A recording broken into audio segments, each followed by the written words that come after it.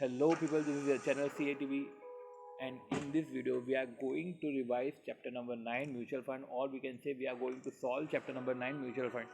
See, ऐसे revision का कोई मतलब नहीं है जहाँ पे सिर्फ एक कॉन्सेप्ट पढ़ के हम क्वेश्चंस को इग्नोर कर दें, क्योंकि वो जो कंसेप्चुअल रिवीजन होते हैं वो सो कॉल्ड ऐसा लगता है कि हमारा रिवीजन हो गया है, बट एज यू नो वो रिवीजन नहीं हुआ है, वो सिर्फ हमने कंसेप्ट देखे हैं और concept without the application of the concept हमको समझ में भी नहीं आएंगे. सो बेटर है कि हम क्वेश्चंस को गो थ्रू करते हैं. क्वेश्चंस में जो रेलेवेंट कंसेप्ट आते हैं हम उस रेलेवेंट कंसेप्ट को उस क्वेश्चन के साथ समझेंगे, राइट. सो अगर मैं बताऊं तो इसके अंदर जो है क्वेश्चन, जितने भी क्वेश्चन है 43 पेजेस का है ये.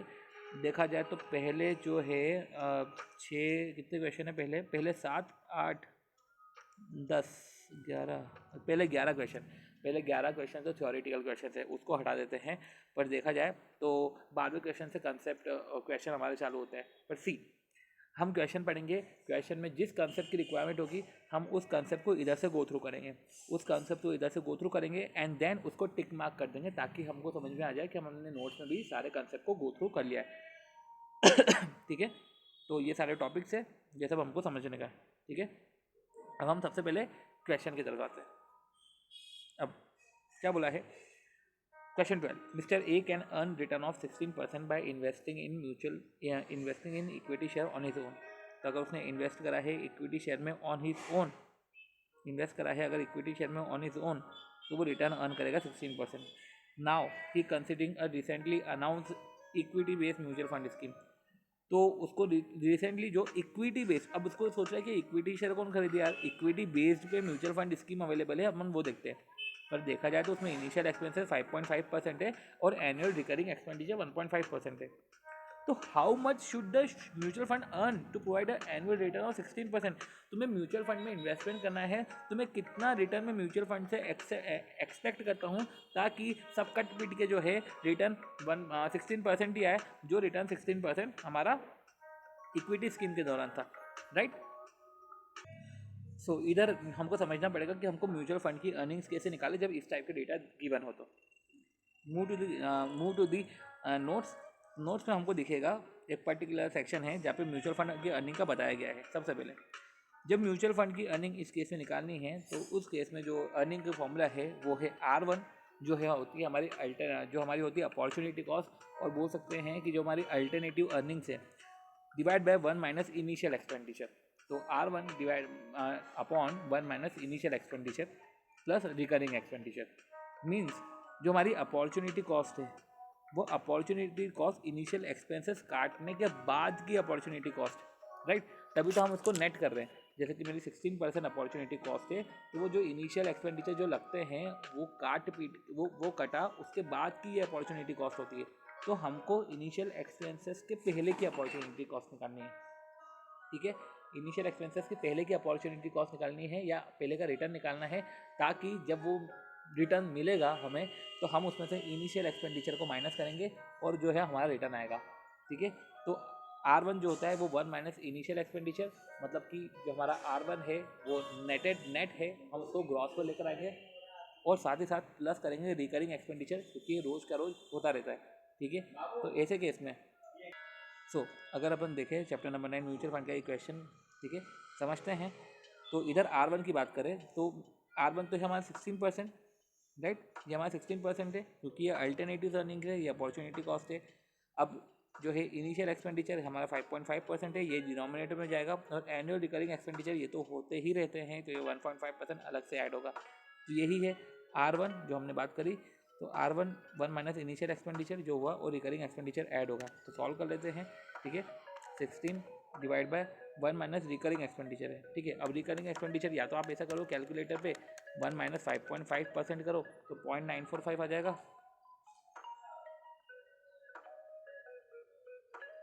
ठीक है, तो 1 माइनस 5.5% किया तो 0.945 आया. ठीक है, डिवाइड इक्वल टू करा क्योंकि वो डिवाइड डिनोमिनेटर में था, प्लस हमने क्या किया इंटू 16%. अब इंटू 16% किया तो आया 16.93. ये परसेंटेज आया 16.93 प्लस 1.5 ऐड किया तो 18.43% ऐसा आया. तो हमारी म्यूचुअल फंड की अर्निंग 18.43 है, या हम ऐसा बोल सकते हैं कि म्यूचुअल की फंड की एंडिंग 18.43 हो तो इनिशियल एक्सपेंडिचर को और रिकरिंग एक्सपेंडिचर को काटो, तो हम ऐसा बोल सकते हैं कि म्यूचुअल फंड की अर्निंग 18.43 है, उसमें से हम रिकरिंग एक्सपेंडिचर को माइनस करेंगे और उसके बाद जो अर्निंग होती है उसको ग्रॉस करके, ठीक है। तो म्यूचुअल फंड की अर्निंग है, उसमें से रिकरिंग एक्सपेंडिचर को माइनस करके, उसमें से इनिशियल एक्सपेंडिचर को माइनस करके, या अपन बोल सकते हैं इनिशियल एक्सपेंडिचर का इफेक्ट हटाकर ये जो अर्निंग आती है वो 16% होना चाहिए। सी हो सकता है कि आपको लगे कि क्वेश्चन धीरे धीरे चल रहा है, तो आप उसको मल्टीप्लाई बाय 2 या 1.5 आपका करके आप स्पीड में देख लीजिएगा, ठीक है। बट एक बार अगर कन्वे करने में आ जाएगा तो वो ईजी हो जाएगा, राइट। चलो, तो क्वेश्चन नंबर 13, एक्स अर्न करता है 10% on in investment in equity share और एक्स अर्न करता है 10% investment. He is considering a recent floated scheme of mutual fund, initial expenditure 6% है, एनुअल रिकरिंग एक्सपेंडिचर 2% है। तो अब क्या है कि how much mutual fund scheme should earn to provide a return of 10%। डिक्टो क्वेश्चन है, बस मैं ये बोलने वाला हूँ कि R1 जो है हमारा 10 है, 10 डिवाइड बाय 1 माइनस 6% प्लस 2%, तो वही किया इन्होंने, ठीक है। एंड सी यही हमने करा है 10 डिवाइड बाय 1 माइनस 6%। तो सी आप जब भी इसको सॉल्व करो ना, तो जैसे कि अगर आपने 1 माइनस 6% किया, ठीक है, तो वो 0.94 आएगा, आपको डिवाइड इक्वल टू करना पड़ेगा, ठीक है। 1 माइनस 6% करके डिवाइड इक्वल टू करना पड़ेगा, फिर मल्टीप्लाई बाय 10 करोगे तब चीज़ें आएगी, वो परसेंटेज फॉर्म में आएगा। परसेंटेज फॉर्म में मतलब कि 10.63% आएगा। और साथ ही साथ आप रिकरिंग एक्सपेंडिचर 2% जोड़ना, 0.02 मत कर देना, तो फिर अगर फिर आपका आंसर नहीं आएगा। तो 10, ठीक है। तो आपको वो इंटू 100 का वो आप ध्यान रखना कि कब आपको इंटू 100 करना चाहिए, कब नहीं करना चाहिए।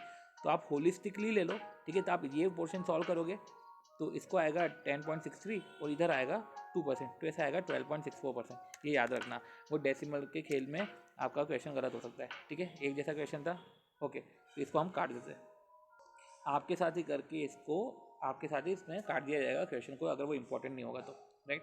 अब चलो, द यूनिट प्राइस, अब unit price of equity linked saving scheme of a mutual fund 10। तो यूनिट प्राइस है, देखो यूनिट प्राइस है इक्विटी लिंक्ड सेविंग स्कीम का, तो ELSS का जो है यूनिट प्राइस 10 है। पब्लिक ऑफर प्राइस जो है वो है 10.204 एंड रिडेम्पशन प्राइस है 9.80। तो पब्लिक ऑफर प्राइस 10.204 है और रिडेम्पशन प्राइस 9.80 है, मतलब कि अगर बिक रहा है, अगर वो बिक रहा है तो ज़्यादा में बिक रहा है नहीं बोल सकते, अगर अपन बोल सकते हैं कि अगर आपको किसी को अगर ये यूनिट को परचेस करना है तो पब्लिक में ऑफर करेंगे 10.204 में, मतलब वो महंगे में परचेस होगा, और अगर वो रिडीम हो रहा है तो सस्ते में रिडीम होगा, कम पे रिडीम होगा, ठीक है। जैसे अपना वो TTBR और TTSR होता था फॉरेन एक्सचेंज रेट्स में, ठीक है, कि इंटर बैंक रेट आपको वो डीलर के इंटर बैंक रेट दे के रखा है, उसमें आपको TTBR ऐड करना पड़ जाता था ताकि आपको मार्केट का रेट पता चल जाए, कस्टमर और बैंक के बीच में अगर रेट पता करना है तो, ठीक है। तो यही है फ्रंट एंड लोड और back and load. Front end load मतलब कि परचेस करते दौरान आपको कुछ एडिशन होगा, ठीक है, महंगा हो जाएगा, और सेल करते दौरान जो है वो सस्ता हो जाएगा।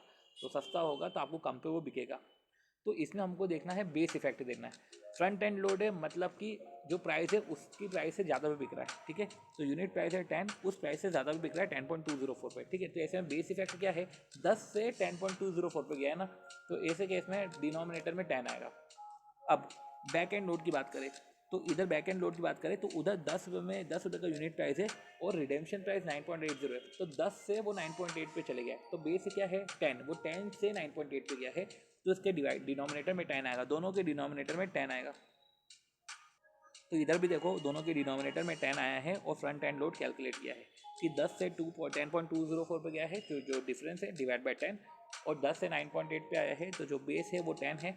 तो जो भी हो रहा है वो यूनिट प्राइस से ऊपर हो रहा है, यूनिट प्राइस से नीचे हो रहा है, तो बेस पे तो यूनिट प्राइस ही आएगा, और मल्टीप्लाई बाय 100 आपको करना पड़ेगा, वो मत भूल जाना, क्योंकि आपने डेसिमल में क्वेश्चन को, ठीक है, आप लेकर आए हो, ठीक है। तो इंटू 2 करोगे तो आपको फ्रंट एंड लोड और बैक एंड लोड मिलेगा, तो वो बेस रेट का आपको ध्यान रखना पड़ेगा, ठीक है। यही हम फॉरेन एक्सचेंज में भी करते थे। अब इसको एक बार नोट्स के थ्रू भी देख लेते हैं। नोट्स में भी स्पेसिफिक इसके रिस्पेक्ट में ही है ये नोट्स भी, कि देखो अगर यूनिट प्राइस है, यूनिट प्राइस से ऊपर होता है पब्लिक ऑफर प्राइस, तो public offer price minus unit price divide by unit price. अगर यूनिट प्राइस है इससे नीचे जा रहा है रिडेम्पशन प्राइस, तो public unit price minus redemption price और डिवाइड बाय यूनिट प्राइस। तो इस तरीके से हमने ये क्वेश्चन भी ओवर करा है, राइट। सी अब थर्ड क्वेश्चन आता है, mutual fund that had a net asset value 20 at the beginning. देखो म्यूचुअल फंड की नेट एसेट वैल्यू 20 है बिगिनिंग ऑफ द मंथ में। इनकम और कैपिटल गेन डिस्ट्रीब्यूशन हमको दिख रहा है 0.03, 7.5 और 0.03 रिस्पेक्टिव ड्यूरिंग द मंथ। तो सी मंथ की बात चल रही है, ठीक है, 20 रुपये है एट द बिगिनिंग और पूरे ही उसी मंथ में इनकम और कैपिटल गेन डिस्ट्रीब्यूशन है इतना पर शेयर, अब वो भी पर शेयर है, ठीक है, पर शेयर की वैल्यू है और पर मंथ की वैल्यू है, ठीक है। तो हमको ये ध्यान रखना है क्योंकि हमको वो म्यूचुअल फंड के रिटर्न को एनुअलाइज करना पड़ता है ना, क्योंकि वो तो होल्डिंग पीरियड यील्ड हमको एनुअलाइज करना पड़ता है, तो उन सबका ध्यान रखना, ठीक है। And the at the end of the month जो नेट असेट वैल्यू है वो 20.06 होगी, क्योंकि महीने में इतना चेंज तो होने से रहा। अब कैलकुलेट मंथली रिटर्न, देखो कैलकुलेट भी मंथली रिटर्न करना है। अब ये मंथली रिटर्न कैलकुलेट करना है तो क्यों ना हम एक बार नोट्स देख के समझ ले कि कौन कौन से रिटर्न होते हैं, राइट। सी तो अगर हम देखें तो इनकम डिस्ट्रीब्यूशन और कैपिटल गेन डिस्ट्रीब्यूशन की अगर बात करें तो डिस्ट्रीब्यूट क्या क्या होता है, मतलब कि जो रिटर्न क्या क्या होते हैं, चेंज इन एनएवी, एक तो चेंज होगा एनएवी में, और एक इनकम डिस्ट्रीब्यूशन मतलब बोल सकते हैं डिविडेंड डिस्ट्रीब्यूशन, और एक होता है कैपिटल गेन। तो इस तरीके से ये इनकम होती है। जैसे कि इसमें भी यही है कि रिटर्न इन म्यूचुअल फंड, सी मैंने आपको बोला था कि मेरे को टिक भी मार्क करना है, मैं टिक मार्क कर लेता हूँ, ओके ठीक है। तो रिटर्न इन म्यूचुअल फंड क्या होता है, 1 सेकेंड, हाँ okay, return in mutual fund ये कहाँ गया, हाँ। तो रिटर्न इन म्यूचुअल फंड क्या होता है कि चेंज इन एनएवी, हमारा चेंज इन एनएवी है जो एनएवी 1 माइनस एनएवी 0, ठीक है, तो लास्ट माइनस फर्स्ट, फिर इनकम डिस्ट्रीब्यूशन और कैपिटल गेन डिस्ट्रीब्यूशन। तो ये जो तीनों चीज़ें हैं, ठीक है, ये तो मंथली अगर रिटर्न है, वही इसको देख के ही नोट्स बनाए हैं, ये मंथली रिटर्न है क्योंकि क्वेश्चन में तो होल्डिंग पीरियड 1 महीने का दे के रखा है। अब इसको ना आप इसको मंथली रिटर्न है तो मंथ के स्टार्टिंग में जो एनएवी बैलेंस है इससे आप परसेंटेज निकाल लो और उसको फिर कन्वर्ट कर दो एनुअल में। तो मंथ के स्टार्टिंग में जो एनएवी है उससे परसेंटेज निकालो, उसको एनुअल में कन्वर्ट करो, क्योंकि आपको एनुअलाइज रिटर्न तो करना ही पड़ेगा, ठीक है, तीनों रिटर्न को आपको एनुअलाइज करना पड़ेगा, राइट। तो इसको देखते हुए अपन इधर टिक मार्क कर दिया है। मंथली रिटर्न क्या होता है, मंथली रिटर्न में return of the month, month का रिटर्न और मंथ जीरो का एनएवी बैलेंस, मतलब एनएवी जीरो का बैलेंस, मंथ जीरो का एनएवी बैलेंस, ठीक है, जिससे मंथली रिटर्न निकलता है, इसको एनुअलाइज करो, ठीक है। अब मंथली रिटर्न इफ री इन्वेस्टमेंट, तो वो देखा जाएगा कि वो री इन्वेस्टमेंट वाला क्वेश्चन ये तो है नहीं, ठीक है, तो री इन्वेस्टमेंट करने के दौरान हम वो देख लेंगे उसे। तो लेट अस डू क्वेश्चन, ठीक है ना। तो ये क्या है, छोटा सा क्वेश्चन था जिसमें हम अगर यूँ ही देखें तो 20 और 20.06, ये 0.06 है हमारा, ठीक है, ये हमारा हो गया, और 0.0375 भी हम ऐड कर लेंगे और 0.03 भी ऐड कर लेंगे, तो ऐसे करके 12.1275 आएगा। अब 0.1275 है तो उसको तो 20 से डिवाइड करोगे ही ना आप, ठीक है। तो यही देखते हैं, ये डिफरेंस है, ये आया डिवाइड बाई 20 करा, ठीक है, तो ये 0.1275 डिवाइड बाई 20 आया, ये जो आया पर्टिकुलर जो आया है ये है 1 महीने का, तो 0.006375 है, ये है मंथली, इसको करो तो एनुअली आएगा 0.0765 और इंटू 100 का आपको झकमरा के करना पड़ेगा, तो ये आएगा 7.65 per annum, right. Easy question था। अब इसी से रिलेटेड कोई ऐसा क्वेश्चन आएगा तो अपन काट देंगे। अब जैसे कि अगला ही क्वेश्चन देखो, तो इसमें मंथली रिटर्न और एनुअल रिटर्न की बात करिए। अब जब इधर मंथली और एनुअल दोनों की बात करी है तो ये क्वेश्चन हम काट देंगे, आपके सामने इसको काट दिया गया है, ठीक है, तो ये वापस नहीं होगा, ठीक है, ये हमने काट दिया क्वेश्चन, राइट। अब इसी क्वेश्चन में अगर आप नेट एसेट वैल्यू देखो तो बिगिनिंग ऑफ द मंथ में 16 है और कैपिटल गेन डिस्ट्रीब्यूशन और नेट एसेट जो है एंड ऑफ द मंथ में है 16.08। कैपिटल गेन डिस्ट्रीब्यूशन और इनकम की बात करें तो इनकम 0.04 और कैपिटल गेन डिस्ट्रीब्यूशन 0.03 है। तो वही है कि एनएवी का डिफरेंस आ जाएगा, इनकम और कैपिटल गेन डिस्ट्रीब्यूशन जो आ जाएगा उसको डिवाइड बाय 16 करना पड़ेगा, तब जाके आप रिटर्न निकालोगे। वो रिटर्न 1 महीने का निकलेगा, राइट। उस 1 महीने को आपको 1 साल में कन्वर्ट करना है और 1 साल में कन्वर्ट करने के बाद उसको 100 से मल्टीप्लाई करना है, तो यही 1 महीने का रिटर्न है, ठीक है, डिवाइड बाय M0 1 महीने का रिटर्न है, और उस 1 महीने को 0.009375, ठीक है, इसको 1 साल का करना है। तो पहले तो आप इसको 12 कर दो, ठीक है, और फिर इसको इंटू 100 कर दो, तो 1 साल का करके रिटर्न निकाल दो, तो 0.1125 आ जाएगा। अब सी इधर पर मंथ भी बोला है और एनुअल भी बोला है, ठीक है, पर इधर सिर्फ पर मंथ बोला था, फिर भी इन्होंने क्वेश्चन में एनुअल निकाला है। तो याद रखना कि मंथली भी बोले तो भी एनुअल निकालना है, ठीक है, दोनों निकालने हैं, तो इसको भी हम एक बार लिख लेते हैं। तो इस तरीके से हमने नोट सबमिट करे हैं कि क्वेश्चन में मंथली रिटर्न बोले तो भी हमको एनुअल निकालना है। सी ये हो गया हमारा। तो इस तरीके से हम जो है सारे क्वेश्चन को सॉल्व कर लेंगे, और एक बार सॉल्व करने की देर है, सब में सबको इंटू 2 करके देख लेना अगर आपको लग रहा है तो चीज़ें धीरे चल रही है, ठीक है। तो ओके, तो हम क्वेश्चन नंबर 17 स्टार्ट करते हैं। आई होप तो आपको समझ में आ रहा होगा, आपको सही लग रहा होगा एक क्वेश्चन का जो भी प्रोसेस है सॉल्व करने का, और जो भी अगर आपको ऊपर नीचे लगे तो प्लीज़ एक बार इसको कमेंट सेक्शन पे कमेंट कर दीजिएगा, राइट। ओके, तो हाँ, राइट। अब क्वेश्चन 17, इन्वेस्टर ने परचेस करे 300 यूनिट, तो इन्वेस्टर ने परचेस करे 300 यूनिट म्यूचुअल फंड के 12.25 पर यूनिट पे, ठीक है। ये 300 यूनिट उसने परचेस कर लिया 12.25 पर यूनिट पे ऑन 31 दिसंबर 2009, ठीक है। 31 दिसंबर 2010 को देखें तो उसने डिविडेंड रिसीव करा है 1.25 और कैपिटल गेन डिस्ट्रीब्यूशन भी ₹1 है पर यूनिट। तो ठीक है, इसमें बस ये है कि पहले एक एक यूनिट की बात हो रही थी, इधर पूरे 300 यूनिट की बात कर लिए, ठीक है। तो हमको 300 थोड़ा सा, ठीक है, हमको 300 यूनिट की बात करी तो थोड़ा सा ये वेटेज इस क्वेश्चन का थोड़ा सा बढ़ गया। अब return on the investment if NAV 13 है, तो सबसे पहले अपन तो एक यूनिट का ही निकालते हैं, ठीक है। तो देखें तो 13 और 12.25 का डिफरेंस डिविडेंड और कैपिटल गेन, ठीक है, ये देख लिया अपन ने। 13 और 12.25 का डिफरेंस डिविडेंड और कैपिटल डिस्ट्रीब्यूशन ये आया है। अब डिवाइड किससे करोगे, 12.25 से करोगे, तो ये आया आपका मंथली। इस मंथली को करोगे आप एनुअल, ठीक है। तो सबसे पहले 3/12.25 ये आया आपका मंथली। इस मंथली को करोगे आप एनुअल इंटू 12 और बाकायदा उसको फिर 100 से मल्टीप्लाई करोगे। अब सी एक गड़बड़ जो इधर हो गई है, इधर जब क्वेश्चन सॉल्व कर रहे थे तब क्या लगा कि ये 1 दिसंबर 2009 और 2010, ये डिजिट में 2009 से 2010 हुआ है, तो वो मंथली वो पर ईयर का है, तो डिटेल सारी ईयर की दे के रखी है। इसको मंथली मत मान लेना, जो अभी हम मंथली कर रहे थे, राइट। तो इससे ही हमको ये भी समझ में आ गया कि हमें डेट्स का ध्यान रखना है। अब कुछ चीज़ें होती है जो बट ऑब्वियस होती है, बट हम फिर भी बट ऑब्वियस उसकी मिस्टेक कर देते हैं, तो ऐसा है। तो हमें डेट्स का ध्यान रखना है। और ये एनुअल डे देख रखा है, इससे हमने रिटर्न निकाल लिया, ठीक है, कूल सब हो रहा है, ठीक है। अब return of the investment on 31 दिसंबर 2010, तो ये वही पूछ रहे हैं, इफ़ ऑल डिविडेंड और कैपिटल गेन आर री इन्वेस्टेड इंटू एडिशनल यूनिट। सी अब इधर सारा डिविडेंड और कैपिटल गेन तो री इन्वेस्ट हो गया additional unit of the fund 12.5, और वो जो एडिशनल यूनिट है 12.5 के हिसाब से वो री इन्वेस्ट हो गया। तो सी सबसे पहले हम समझें कि कितना री इन्वेस्टमेंट हुआ है एडिशनल यूनिट में। अब बोलोगे कि यार डिविडेंड और कैपिटल गेन री इन्वेस्टमेंट हुआ है, ठीक है, पर ये भी तो देखो कि डिविडेंड और कैपिटल गेन री इन्वेस्टमेंट हुआ है, तो 1.25 प्लस 1 जो है वो साल भर का 2.25 है, और ये 300 यूनिट पे है, तो देखा जाए तो 675 री इन्वेस्टमेंट हुआ है।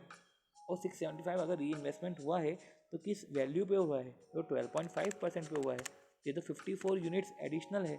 देखते हैं, यही है कि अगर डिविडेंड और कैपिटल गेन को री इन्वेस्ट कर रहे हैं एडिशनल यूनिट में, तो 12.5 का एडिशनल यूनिट है, अमाउंट कितना री इन्वेस्टमेंट कर रहे हैं, 675 री इन्वेस्टमेंट कर रहे हैं 12.5 के रेट से, तो एडिशनल यूनिट आती है हमारी 54, राइट, हो रहा है। ये 54 हमारी एडिशनल यूनिट आ गई। अब हमारी नई यूनिट कितनी हुई, हमारी नई यूनिट ऐसी हुई कि जो 1 सेकेंड, हमारी एडिशन यूनिट ये हुई कि 300 थी, 54 और हो गई है, राइट। अब 300 और 354 हो गया, 354 को हम 13 से मल्टीप्लाई कर लेते हैं, क्योंकि अब उस पोर्टफोलियो की वैल्यू ये है। तो 354 इंटू 13 करो, कितना आया, वो आया 4602। और पहले हमारी वैल्यू कितनी थी, 300 शेयर थे, पहले थे 300 शेयर 12.25 के। तो देखा जाए तो वो जो डिफरेंस है, ठीक है, तो ये तो एक तो आया हमारा 3675, क्योंकि पहले प्राइस पे करा था, देखो वैल्यू ऑफ 354 तो आ गया 4602, राइट। 300 शेयर जो थे वो 12.25 पे थे। अब 12.25 क्यों, क्योंकि क्वेश्चन में ही 12.25 देके रखा है, ठीक है। तो ये है 3675। अब ये जो डिफरेंस है, ये जो डिफरेंस है वो सबका मिला के है साल भर का, ठीक है। तो NAV पोर्टफोलियो में इतना चेंज हुआ, तो चेंज इन NAV। अब इनकम और कैपिटल गेन की तो बात नहीं करके रखी है, तो वही है चेंज इन NAV हो गया, और डिनोमिनेटर में क्या होगा, ये NAV 0, ये हो गया NAV 0। अब आप इसमें बोलोगे कि डिविडेंड और कैपिटल डिस्ट्रीब्यूशन क्यों नहीं ऐड करा, भैया इसलिए ऐड नहीं करा क्योंकि वो तो री इन्वेस्ट हो गए ना, तो इसलिए हमने ऐड नहीं करा इसमें। नहीं तो आप बोल सकते हो कि चेंज इन NAV के साथ साथ, चेंज इन NAV के साथ साथ वो डिविडेंड और वो कैपिटल गेन डिस्ट्रीब्यूशन भी होना चाहिए, पर भाई उसको सेपरेटली नहीं बताते हुए उसको री इन्वेस्टमेंट करा है ना, इसलिए ये न्यूमरेटर में नहीं आए हैं, तो इसको मैं इधर लिख लेता हूँ। तो सी हमने लिख लिया है कि डिविडेंड और कैपिटल गेन का effect has been given, hence separately not shown, इसलिए हमने उसको सेपरेटली शो नहीं करा, राइट। और इंटू 100 करके 25.22 का परसेंटेज आ गया है। अब देखो बात ये भी आती है कि इस क्वेश्चन में भी हमने मंथली, इस क्वेश्चन में भी हम देखें तो हमने एनुअल रिटर्न कैलकुलेट करा है, ठीक है, हमने इसमें कैलकुलेट करा है रिटर्न, मतलब रिटर्न करने का क्वेश्चन इधर भी है, ठीक है। उस क्वेश्चन में मंथली दे के रखा था, तो मंथली और एनुअल दोनों को करने का था। इस क्वेश्चन में भी हमने एनुअल रिटर्न कैलकुलेट करा है, तो कायदे से देखा जाए तो हमें वो क्वेश्चन काट लेना चाहिए। वो क्वेश्चन इसलिए काट लेना चाहिए क्योंकि हमें उधर भी, इधर भी हमने कैलकुलेट किया है, तो ये हमने क्वेश्चन काटा, ठीक है। अब क्वेश्चन काटा है तो इस क्वेश्चन में रीज़न भी लिख लेते हैं कि मंथली एनुअल रिटर्न कैलकुलेशन करने का तरीका हमें क्वेश्चन 17 में भी मिल रहा है। तो कुछ ऐसा नया कंसेप्ट नहीं, मतलब कि वो क्वेश्चन अगर उधर भी मिल रहा है तो हम ये क्वेश्चन क्यों करें। तो इधर लिख लिया गया है कि जो मंथली रिटर्न है उसमें मंथली और एनुअल दोनों हैं, ठीक है, और एनुअल है तो सिर्फ एनुअल रिटर्न है, और you can calculate return in the next question, आप नेक्स्ट क्वेश्चन में ये रिटर्न कैलकुलेट कर सकते हो। हमने कैलकुलेट करा है, ये हमारा क्वेश्चन हो गया, ठीक है। अब वही है कि SBI म्यूचुअल फंड की NAV है 8.5 बिगिनिंग ऑफ द ईयर, मतलब ईयर वाइज चल रहा है, एंड ऑफ द ईयर 9.10 है, और डिस्ट्रीब्यूट क्या है 9.90 0.75 कैपिटल गेन, तो फंड का रिटर्न ड्यूरिंग द ईयर। अब ठीक है, अब वो तो पार्ट एंड पार्सल है, वो तो आपको कैलकुलेट करना ही पड़ेगा। अब ऐसा नहीं बोल सकते कि ये कैलकुलेट नहीं करें, क्योंकि अगर हम ऐसे ही करते रहेंगे तो एक क्वेश्चन का फ्लो है वो फ्लो ही नहीं बन पाएगा और हम डायरेक्ट कनेक्ट ही नहीं कर पाएंगे। तो हम इसको फंड के रिटर्न को कैलकुलेट करते हैं, ठीक है। तो ये जो चेंज है, चेंज इन NAV ये आया, और 9.9 डिविडेंड है और 0.75 कैपिटल गेन है, तो 0.60 0.9 और 0.75 ये है हमारा पूरा टोटल अर्निंग। इसको 8.5 से डिवाइड करेंगे और मल्टीप्लाई बाय 100 करेंगे, क्योंकि एनुअल रिटर्न है, रिटर्न ऑन इन्वेस्टमेंट 26.47 है। अब ये हमने कर लिया। Had this distribution been reinvested at average NAV और 8.75 assuming 200 unit have been purchase originally, तो एज्यूम करो कि 200 यूनिट को ओरिजिनली परचेस कर लिया। अब क्या करें, तो सबसे पहले तो भैया had this distribution been reinvested, तो वही री इन्वेस्टमेंट वाला क्वेश्चन आ गया, ठीक है। तो किस किस पे करें, एवरेज NAV पे 8.75 पे, तो हम ध्यान दे देते हैं कि इधर रिटर्न कितना है, डिविडेंड डिस्ट्रीब्यूट और कैपिटल गेन डिस्ट्रीब्यूशन है, ये हमारा 2.25 है, नहीं 2.25 नहीं है, रुको, ये 0.90 और 0.75, 0.90 प्लस 0.90 प्लस 0.75, ये जो हमारा 1.65 है, ये 1.65 तो एक यूनिट का है। अब नंबर ऑफ यूनिट तो 200 है, ये चलो 200 यूनिट है तो 330 रुपये होते हैं, 330 का री इन्वेस्टमेंट होना है। देखो री इन्वेस्टमेंट 330 का होना है, कितने भाव पे, 8.75 के भाव पे। देखो एवरेज NAV दे के रखा है तो 8.75 भाव, अगर नहीं दे के रखा होता तो 8.5 पे रखते, ठीक है। तो इसको हम लिख लेते हैं, तो यही है कि अगर एवरेज दिया हो तो ओके, एवरेज NAV दिया हो तो गुड, अगर नहीं दिया होता तो NAV 0 पे इन्वेस्टमेंट करते, ठीक है, राइट। तो हमने कैलकुलेशन करा, ठीक है। तो अब 330 को इन्वेस्टमेंट किस पे करेंगे, अब पूरा फोकस क्वेश्चन का फ्लो हट जाता है, बट ठीक है, हमें एक बार कंसेप्ट सारे लिखने पड़ते हैं, जो सॉल्व करते करते जो कंसेप्ट दिमाग में आते हैं ना, पुट इट डाउन, उसको लिख लो, क्योंकि हो सकता है कि कल को आप उस इंटेंसिटी से क्वेश्चन सॉल्व नहीं करो, तो फिर वो दिक्कत हो जाएगी कि आप भूल जाओगे कि यार हाँ यार ये कोई वैलिड चीज़ थी जो मेरे को लिखना था, पर मैं लिख नहीं पाया, पता नहीं मैंने आलसी करे मैं कर नहीं पाया, ठीक है। ओके, तो हम ये 300 जो है 330 है, 330 को डिवाइड बाय हमने करा 8.75, और 8.75 करके 37.71 आया यूनिट। अभी जो 37.71 है, 37.71 जो यूनिट्स है, ये यूनिट्स बाकायदा इस यूनिट से क्या करेंगे हम, ये हमारे यूनिट्स हो गई, ठीक है। अब अगर हम देखें तो पहले थी हमारी 200, अब हो गया है 237.71, तो बोल सकते हो कि ये डेसिमल में है, पर डेसिमल में है तो यूनिट डेसिमल में भी चलेगी, लिख लेते हैं इसको भी, ठीक है, यूनिट डेसिमल में भी चलेगी। ओके, तो यूनिट डेसिमल में भी चलाई हमने। अब 237.71 ये तो हो गया है नया, ये आ गया है ना नया, नया बोल सकते हैं, तो ठीक है, ये पोर्टफोलियो एट द एंड है, और एट द एंड इसकी NAV कितनी है, एट द एंड इसकी NAV है, अगर NAV 8.50 बिगिनिंग है, एट द एंड की NAV नहीं देख रखी इधर ना, राइट, इसमें NAV एट द एंड नहीं, ओके दे के रखी है 9.10, सी NAV at the and they के रखी 9.10 से मल्टीप्लाई कर लो, तो 237.71 को 9.1 से मल्टीप्लाई किया, 237.71 को किससे मल्टीप्लाई किया हमने, 9.1 से। देख लेते हैं आंसर आ रहा है कि नहीं आ रहा है, ये आ रहा है 2163, ठीक है। और 200 यूनिट पहले थी, अब 200 यूनिट पहले थी, तो जो है बिगनिंग में तो 8.5 का रेट था, देख लेते भैया, बिगनिंग में तो 8.5 का रेट था, सी एवरेज NAV से मल्टीप्लाई मत कर देना, 8.5 का रेट था, ये हो गया हमारा। अब ये जो डिफरेंस है ये हमारा रिटर्न है, वो वही रिटर्न है, तो डिवाइड किससे करोगे, ये बेस इफेक्ट 0 NAV 0 से डिवाइड करेंगे, राइट। अब यही कि डिविडेंड और वो कैपिटल गेन क्यों नहीं लिया, क्योंकि उसको तो री इन्वेस्टमेंट कर दिया है ना, तो वो इधर आएगा नहीं, ओके, तो NAV से हट जाता है, ठीक है।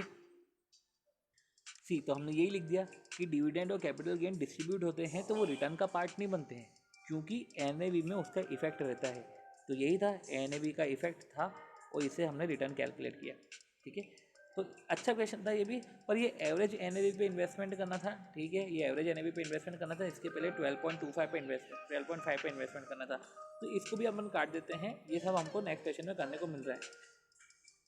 अब देखो इस क्वेश्चन में भी ये हमने पुराना क्वेश्चन काटा, पर हमको ये ऊपर लिखना पड़ेगा कि हमने सिर्फ क्वेश्चन काटा है, पर आपको पॉइंटर्स जरूर पढ़ने के हैं, ठीक है, क्योंकि पॉइंटर्स पढ़ने लायक है, ठीक है, ये अपन ने करा।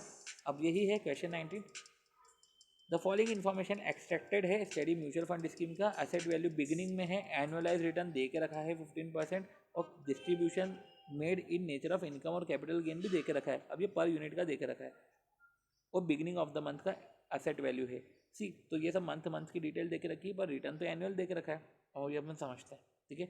You are required to calculate the month end NAV. अब मंथ एंड एनएवी कैसे कैलकुलेट होगा, ठीक है, मंथ एंड एनएवी कैसे कैलकुलेट होगा, तो अब हमें समझना पड़ेगा मंथ एंड एनएवी।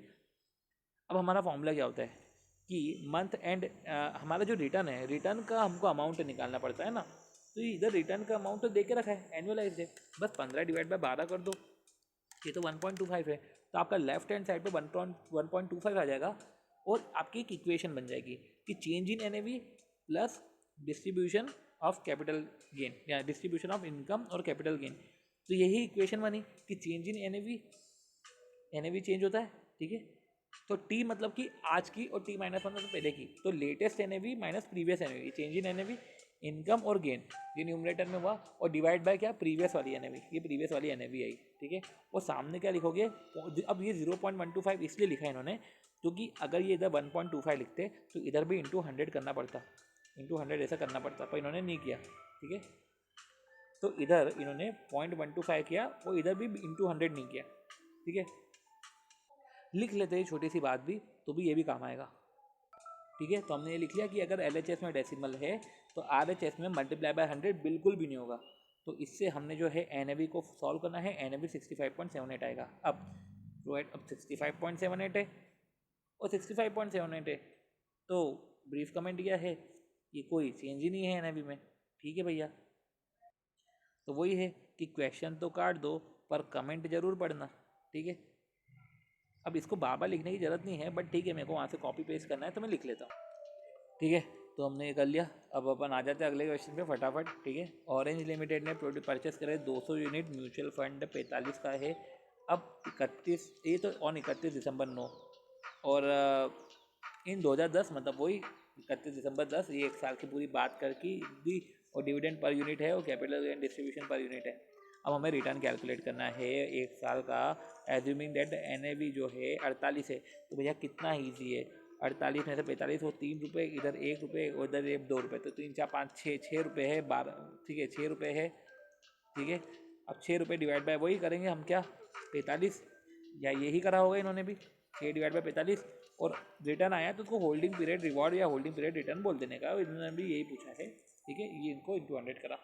अब calculate the return for the period of 1 year assuming that the NAV as on 31 December 10 was ₹48, ठीक है भैया, ये तो 48 ही था, एंड ऑल डिविडेंड और capital gain distribution reinvest हुए हैं एवरेज प्राइस 46 पे। तो ये मैं क्वेश्चन काट रहा हूँ, मैं सॉल्व कर लूँगा पर ये क्वेश्चन काट रहा हूँ क्योंकि एवरेज प्राइस पे री इन्वेस्ट हुए हैं, क्वेश्चन पहले सबसे पहले काटो, ठीक है। अब ये री इन्वेस्टमेंट हुआ है, तो आप क्या करोगे भैया, आपके पास 6 रुपये हैं, 6 रुपये हैं, 200 यूनिट है, तो 1200 हो गए, ठीक है, आई थिंक 1200 रुपये, ओके। एक ओ शिट, राइट, क्या करा अभी अपन ने गलती मस्ती में कि री इन्वेस्टमेंट किसका हो रहा है, dividend, all dividend and capital gain distribution, okay, all dividend और कैपिटल गेन डिस्ट्रीब्यूशन री इन्वेस्ट हुआ है, ठीक है, तो ये री इन्वेस्ट होता है, चेंज इन एनएवी का वो पोर्शन नहीं लेना है, राइट, छोटी सी मिस्टेक थी वो, ये करी अभी के अभी बोलने में करी, ठीक है, ये पता था फिर भी करी, ध्यान रखो डिविडेंड और कैपिटल गेन डिस्ट्रीब्यूशन होता है, चेंज इन एनएवी को डिस्ट्रीब्यूशन में मत ले लेना, लिखो इसको।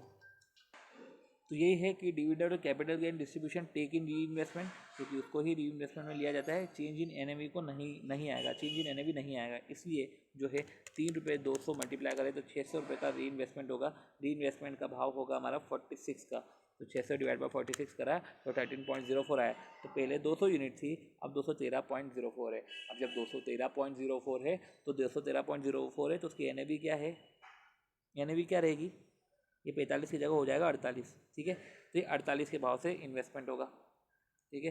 तो इसकी NAV, ठीक है, एंड ऑफ द ईयर ये है, बिगिनिंग ऑफ द ईयर जो है वो 45 है, तो 9,000, ये जो डिफरेंस है यही, इससे ही आपको रिटर्न कैलकुलेट करना है। अब इसमें वही है कि डिविडेंड और कैपिटल गेन डिस्ट्रीब्यूशन अलग से नहीं लिखेंगे, क्योंकि उसका इफेक्ट हमने NAV में आ गया है, उसका इफेक्ट NAV में आ चुका है। सो आती बात क्वेश्चन नंबर 21 की। तो क्वेश्चन नंबर 21 में बोला है कि सिंड्रेला म्यूचुअल फंड ने फॉलोइंग एसेट, ठीक है, इन द स्कीम रूडोल्फ। तो उसकी फॉलोइंग एसेट है, देखो म्यूचुअल फंड है तो कहीं ना कहीं तो इन्वेस्टमेंट करेगा। अभी हमको NAV डायरेक्ट दे के रखते हैं, नेट एसेट वैल्यू ऐसा यूनिट की, पर देखा जाए तो ये इन्वेस्टमेंट कहीं करते हैं ना। तो Cinderella mutual fund has a following asset in the scheme Rudolph. तो म्यूचुअल फंड है जिसकी फॉलोइंग एसेट है in scheme Rudolph. At the close of business March, at the close of business और 31 मार्च 2014 ये कंपनी है, ठीक है, ये कंपनी है, इसके इतने इतने शेयर्स खरीद के रखे। अब total number of scheme units, total number of units of scheme, अब ये स्कीम की इन्वेस्टमेंट है, ठीक है, तो स्कीम की वो नेट एसेट वैल्यू टाइप का वो निकलेगा।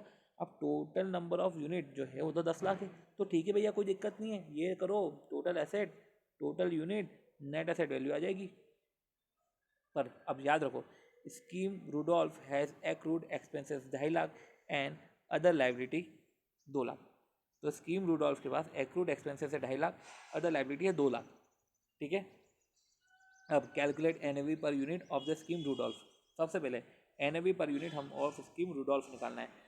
अब इसके पहले अभी तक अभी अपन क्वेश्चन के अभी अपन नोट्स में नहीं जा रहे थे, क्योंकि नोट्स की जरूरत नहीं पड़ रही थी, राइट। पर इसके लिए अब हमको पढ़ना पड़ेगा, क्योंकि हमको NAV पर यूनिट निकालनी है इन स्कीम रूडोल्फ, ठीक है। तो ऐसा नहीं है कि मैंने इसको करके डिवाइड बाय 10 लाख कर दिया तो ये हो गया मेरा NAV पर यूनिट आ गई, नहीं, ये NAV पर यूनिट नहीं है, क्योंकि इसमें एक्रूड एक्सपेंसेस और अदर लाइबिलिटीज़ भी है। तो अभी अपन नोट्स में समझते हैं, फिर इसको फटाफट इस क्वेश्चन को करते हैं।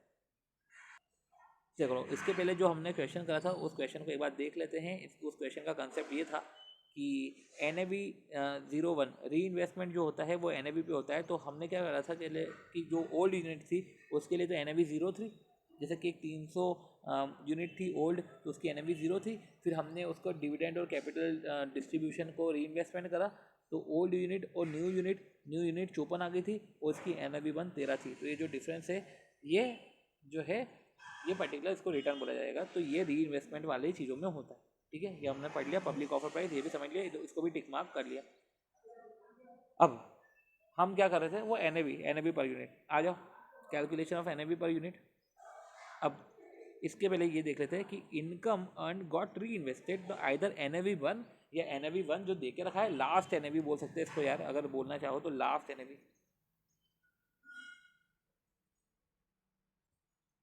ठीक है, ये लास्ट NAV बोल दिया, या तो एवरेज प्राइस, ठीक है, और एवरेज प्राइस भी दे के रखा था। एक मिनट, जो भी हो म्यूचुअल फंड की क्लोजिंग वैल्यू तो NAV 1 पे ही आएगी। तो वो ही बात करी थी हमने, जैसे कि म्यूचुअल फंड की क्लोजिंग वैल्यू मतलब ओल्ड यूनिट और न्यू यूनिट की वैल्यू तो NAV 1 पे ही आएगी, ठीक है। ये हमने हो गया, तो ये हमने मार्क करा टिक मार्क, ठीक है। अब इसको तरीके से मार्क कर लो रे, देखो चल। अब calculation of NAV per unit, right. अब NAV पर यूनिट हम एक बार देख लेते हैं। तो म्यूचुअल फंड स्कीम, अब म्यूचुअल फंड स्कीम है, पैसे आते हैं, ठीक है। तो वही है कि म्यूचुअल फंड एसेट तो इन्वॉल्व होती है और नंबर ऑफ यूनिट इशू करते हैं। तो स्कीम में यूनिट इशू करते हैं, यूनिट से पैसे आते हैं, असेट में इन्वेस्टमेंट लगता है, असेट में होता है उसका जो असेट का जो रिटर्न है उसमें से जो है आपको यूनिट होल्डर को बांटा जाता है। तो तो calculation of NAV per unit, तो ठीक है, तो हम कैसे करेंगे, देखो। अब NAV की एसेट कौन कौन सी होती है, NAV ने यूनिट इशू करा, पैसा आया असेट में लगाया। असेट क्या क्या हो सकता है, बैंक हो सकता है भैया, वही कैश और बैंक बैलेंस, और पोर्टफोलियो हो सकता है जो अभी क्वेश्चन में दे के रखा है। माइनस एक्रूड एक्सपेंसेस पेबल, कुछ एक्रूड एक्सपेंसेस पेबल है, माइनस करो, मतलब लाइबिलिटी, करंट लाइबिलिटी माइनस करो। Amount other liabilities, amount payable on shares, अगर अरियर्स ऑफ एक्सपेंडिचर ये करोगे तो क्लोजिंग नेट एसेट आएगा, और divide by number of unit करोगे तो NAV पर यूनिट आएगा। क्वेश्चन पूछे NAV निकालने का, तो M0 M1 की मार्केट प्राइस देकर रखे तो M0 यूज़ करना एंड NAV निकालना। अभी आएगा क्वेश्चन 20, ये सब देखो, क्वेश्चन 20 हम कर चुके हैं क्या, हम 20 जो कर चुके हैं, ठीक है। तो क्या बोल रहे हैं, अगर क्वेश्चन पूछे NAV निकालने का, तो M0 M1 की मार्केट प्राइस देकर रखें। तो वही बात है ना, M0 को यूज़ करना, मतलब सिंपल सी बात है कि वो मंथली रिटर्न दे के रखा है, मंथली चीज़ें दे के रखी है, तो हम M0 को यूज़ करेंगे, वो रिटर्न कैलकुलेट करेंगे, होल्डिंग पीरियड से उसको फिर एनालाइज करेंगे, ठीक है। तो ओके, इतना कुछ खास नहीं है, तो NAV तो ऐसे ही निकलेगी, राइट। तो ये हमारा ठीक है, ये भी टिक मार्क हो गया और ये भी टिक मार्क हो गया, राइट। चलो देख लेते हैं इसका क्वेश्चन।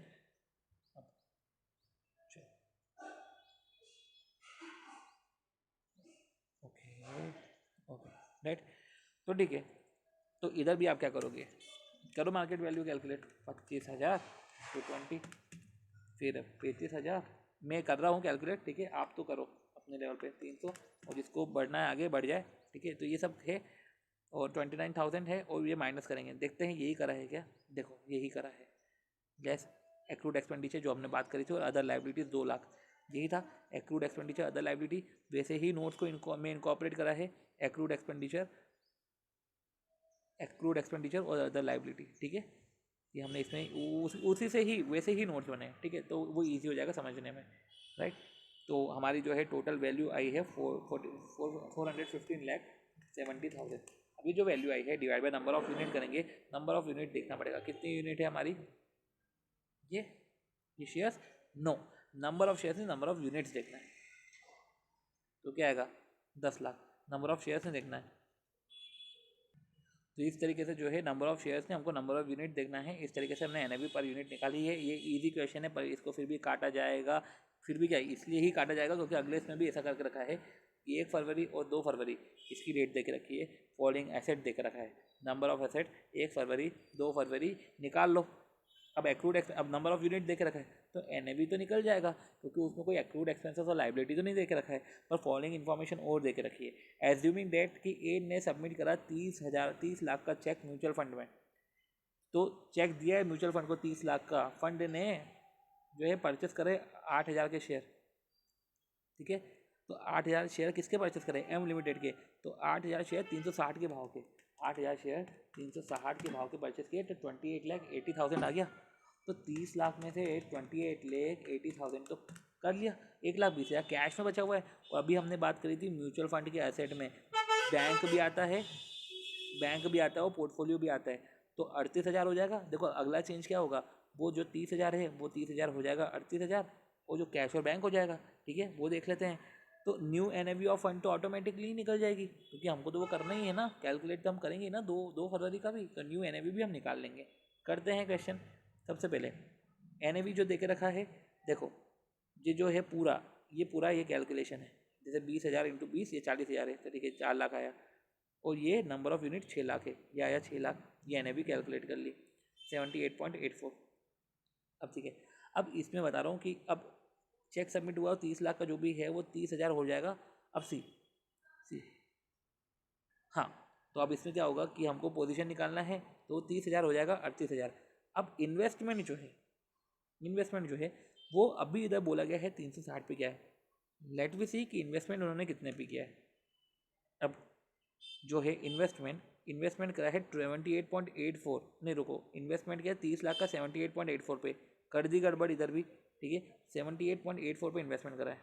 सॉरी सॉरी सॉरी इसमें क्या हुआ है कि इसमें जो है 30 लाख का जो है इन्वेस्टमेंट, सबसे पहले ये भी क्वेश्चन अच्छा है कि 30 लाख का इन्वेस्टमेंट है, तो अब 30 लाख का इन्वेस्टमेंट M लिमिटेड में किया है, तो उन्होंने कितने के भाव पे किया है, वही 360 के भाव पे 30 लाख, इन्होंने 8,000 यूनिट परचेस करे हैं। पर अब वही बात है कि जो रेट लिया है री इन्वेस्टमेंट का, ठीक है, री इन्वेस्टमेंट का परचेस शेयर्स 8,000 शेयर, ये 312.40 पे करा है, मतलब कि 8,000 को 312.40 पे करा है। ये 2499,200 आता है, जिसमें जो 30 लाख में से माइनस होगा तो 5,08,100 ये आएगी हमारी कैश, ठीक है। तो री इन्वेस्टमेंट 312.60 पे होगा, इससे इस पर मत आ जाना क्योंकि ये 1 तारीख से 2 तारीख के बीच में इन्वेस्टमेंट हुआ है, और ये इन्वेस्टमेंट लास्ट NAV पे होता है, तो ये लिखा हुआ है कि इन्वेस्टमेंट ड्यूरिंग द ईयर हो रहा है, लास्ट NAV रेट पर इन्वेस्टमेंट होता है, लास्ट NAV रेट का इन्वेस्टमेंट है, लास्ट NAV रेट, इन्वेस्टमेंट तो ड्यूरिंग द ईयर हो रहा है, तो ड्यूरिंग द ईयर हो रहा है, तो ये तो आगे का है, ये पीछे का है, तो इस पे लेना है, हैंस 360 नहीं लेना है। तो इसलिए आपने पोर्टफोलियो तो आपने कैलकुलेट कर लिया, बचा हुआ आपने कैश बता दिया। अब पॉइंट क्या है, पॉइंट ये है कि जो 30 लाख है, 1 second, what happen to this, so अब हमें समझना पड़ेगा रिवाइज पोजीशन ऑफ फंड जो यूनिट्स है, अब हमें समझना पड़ेगा।